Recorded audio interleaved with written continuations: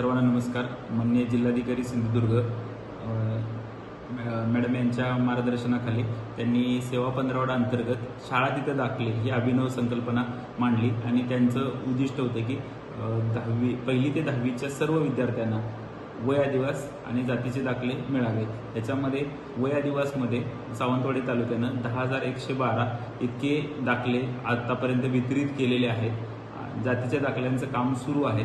म्हणजे आता आमचं असं म्हणणं आहे की प्रत्येक विद्यार्थ्याला वय आदिवास दाखला हा शाळेमध्ये मिळालेला आहे सावंतवाडी तालुक्याचं. आणि इथून पुढं सुद्धा आमचं असं आग्रह राहणार आहे की जातीच्या दाखल्यांचं पण काम आम्ही लवकरात लवकर संपवणार आहोत.